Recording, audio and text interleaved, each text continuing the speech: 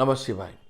২০২৬ সাল আপনারা যারা সিংহ রাশির মানুষজন রয়েছেন, আপনাদের আর্থিক পরিস্থিতি কেমন থাকতে চলেছে?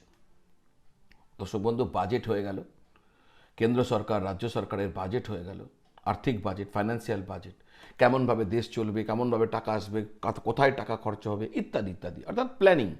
তা আপনার আর্থিক প্ল্যানিংটা কি হওয়া উচিত, কি হতে চলেছে, কি হতে পারে? ২০২৬ কোন গ্রহের প্রভাবে, কোন কারণে আপনার কাছে টাকা এসে উপচে পড়তে পারে, আর কোন কারণে টাকা এসে সম্পূর্ণ ড্রেন হয়ে যেতে পারে? কখন সময় ভালো, কখন সময় খারাপ, কখন ইনভেস্টমেন্ট করলে বেশি লাভ পাবেন, এই যে ফাইন্যান্সিয়াল প্ল্যানিং, এটা খুব জরুরি। তাই আপনার জন্য ২০২৬ সাল আমি একটি আগাম পূর্বাভাস আপনাদের সামনে রেখে দিচ্ছি, যাকে বলতে পারেন ২০২৬ সাল সিংহ রাশির ফাইন্যান্সিয়াল বাজেট। আমি যেভাবে বলেছি আমার ভিডিওটিকে সেভ করে রেখে দিয়ে ঠিক সেইভাবে চলবেন, সেই সময়গুলিকে লক্ষ্য রাখবেন। কারণ আমি দৃঢ়ভাবে বিশ্বাস করি আমার এই বক্তব্যটি, আমার এই রিসার্চ ওয়ার্ক আপনাদের জন্য ফাইন্যান্সিয়াল অ্যাস্ট্রোলজিক্যাল নেভিগেটর হতে চলেছে। আমার এই প্রয়াস যদি ভালো লাগে তাহলে আপনাদের প্রত্যেকের থেকে একটা লাইক অথবা একটা কমেন্ট আমি আশা করব। এই ভিডিও শেষ অংশে আমি বেশ কিছু উপায়ের কথা আপনাদেরকে বলবো, যা আপনাদের আর্থিক পরিস্থিতিকে নিয়ন্ত্রণে রাখতে, বুস্ট আপ করতে যথেষ্ট সাহায্য করবে। তো আসা যাক মূল আলোচনায়। কিন্তু মূল আলোচনায় যাওয়ার আগে আপনারা যারা আমাকে জ্যোতিষগত বিষয় নিয়ে কোনো প্রশ্ন রাখতে চাইছেন, কুণ্ডলী বিচার করাতে চাইছেন, প্রতিকার প্রতিবিধান করাতে চাইছেন, বা জ্যোতিষগত কোনো পরামর্শ চাইছেন, তাহলে আপনারা আপনাদের বাড়িতে বসে অনলাইন ভিডিও কল পদ্ধতির মাধ্যমে সরাসরি যোগাযোগ করতে পারেন এবং আমার জ্যোতিষ পরামর্শ পেতে পারেন। অথবা যদি মনে করেন যে সরাসরি এসে দেখা করব, সেটাও করতে পারেন। দুটি ক্ষেত্রে কিভাবে কি করতে হবে তা বোঝার জন্য এই স্ক্রিনের নিচে যে নাম্বার দেওয়া আছে 9830564500, ওই নাম্বারে ফোন করে বা হোয়াটসঅ্যাপ করে যোগাযোগ করলে আমার অফিস থেকে বলে দেবে কিভাবে আপনারা আমাকে পেতে পারেন। তো আসা যাক মূল আলোচনা। ২০২৬ সালে সিংহ রাশির আর্থিক পরিস্থিতি নির্ধারণে মূল গ্রহ প্রভাব অনুসারে প্রথমে দেবগুরু বৃহস্পতির প্রভাব। বৃহস্পতি বর্তমানে আয়ের ঘরে বক্রী অবস্থায় আছেন, যার ফলে আয়ের ক্ষেত্রে কিছু বাধা আপনাকে এখন ভোগ করতে হচ্ছে। কিন্তু ১১ই মার্চ থেকে বৃহস্পতি মার্গী হয়ে যাবেন, যা আপনার আয়ের পথকে প্রশস্ত করবে। ২০২৬ সালে বৃহস্পতির দৃষ্টি আপনার ধনভাবের ওপর থাকায় ১১ মার্চ থেকে আপনি আপনার আর্থিক লক্ষ্য পূরণের ক্ষেত্রে সফল হয়ে যাবেন। ১ জুন থেকে বৃহস্পতি ব্যয়ের ঘর অর্থাৎ দ্বাদশ ঘরে প্রবেশ করবেন, আর সেখানে থেকে উচ্চ হবেন। এর ফলে খরচ বাড়বে, কিন্তু অর্থ বিনিয়োগ করার এটা একটা দারুণ সময়। খরচ যখন বাড়বে তাহলে আপনি এমন জায়গায় খরচ করুন যেটা একটা বিনিয়োগ, ভালো একটা ইনভেস্টমেন্ট করুন। দ্বাদশ ঘর ইনভেস্টমেন্টের ঘর, এখানে বৃহস্পতি উচ্চস্থ, ফলে আপনার ইনভেস্টমেন্ট ভবিষ্যতে অনেক বড় লাভ নিয়ে আসবে। এটা বুদ্ধিমানের কাজ হবে। বৃহস্পতির দৃষ্টি অষ্টম ঘরে থাকায় আটকে থাকা বা ফেসে যাওয়া টাকা ফিরে আসার যোগ রয়েছে।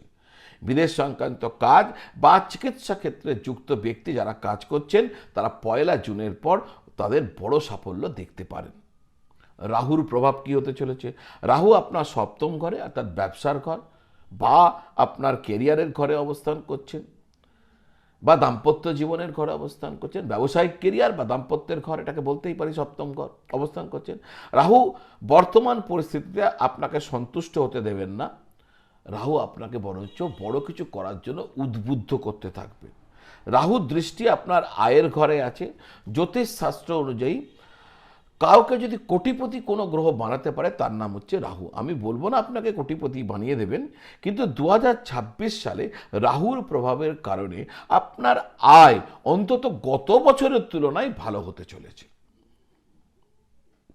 শনিদেবের প্রভাব কি হতে চলেছে? আপনি বর্তমানে শনির অষ্টম ঢাইয়ার প্রভাবে আছেন, যার ফলে আপনার কাজ বিলম্ব হতে পারে।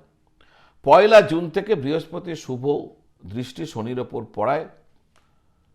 পড়বে, তারপর থেকে বাধাগুলো কাটতে শুরু করবে। ১৭ই মে ২০২৬ শনিদেব রেবতী নক্ষত্রে প্রবেশ করবেন। এই নক্ষত্রের স্বামী বুধ, তিনি আপনার ধনাধিপতি। এর ফলে শনি আপনাকে ধন এবং বিভিন্ন ধরনের আয় উভয় প্রদান করতে থাকবেন। কেতুর প্রভাব, কেতু বর্তমানে আপনার নিজের রাশিতেই অবস্থান করছে। কেতু যেখানে থাকে সেখানে একটা মজবুতি দিয়ে দেয়। 2026 থেকে কেতু যখন মঘা নক্ষত্রে প্রবেশ করবেন, তখন শেয়ার বাজার থেকে আপনার লাভ পাওয়ার একটা সম্ভাবনা রয়েছে। তবে তারাই যাবেন যারা শেয়ার বাজার সম্পর্কে অভিজ্ঞ বা এক্সপার্ট। সন্তান সন্ততির জন্য কিছু অর্থ তাদের শিক্ষার কারণে হয়তো ব্যয় করতে হতে পারে। যারা ক্রিয়েটিভিটি নিয়ে কাজ করছেন বা এই সমস্ত সেক্টরে রয়েছেন, শিক্ষা প্রতিষ্ঠানের সাথে যুক্ত রয়েছেন, তাদের জন্য কেতু কিন্তু ভালো রকম আয় নিয়ে আসতে পারে 2026 সালে।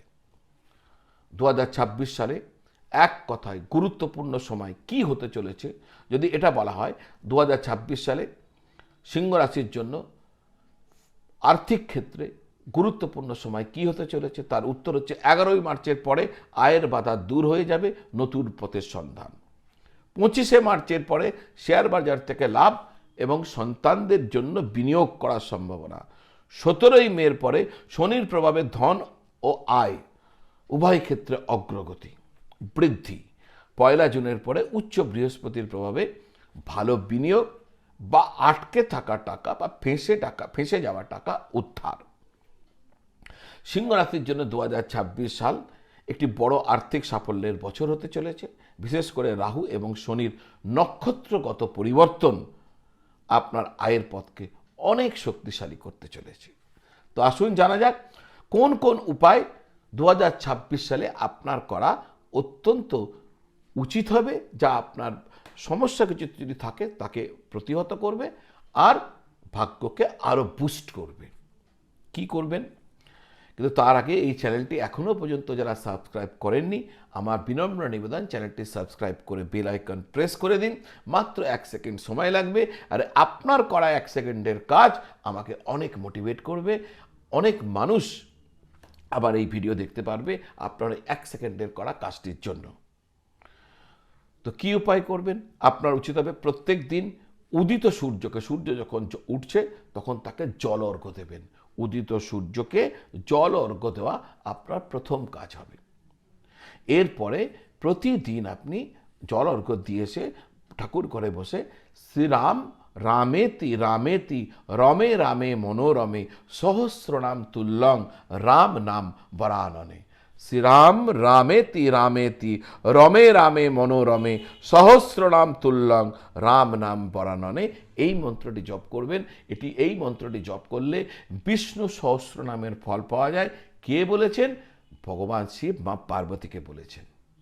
আপনি করুন, সমগ্র বিষ্ণু সহস্রনামের ফল পেয়ে যাবেন।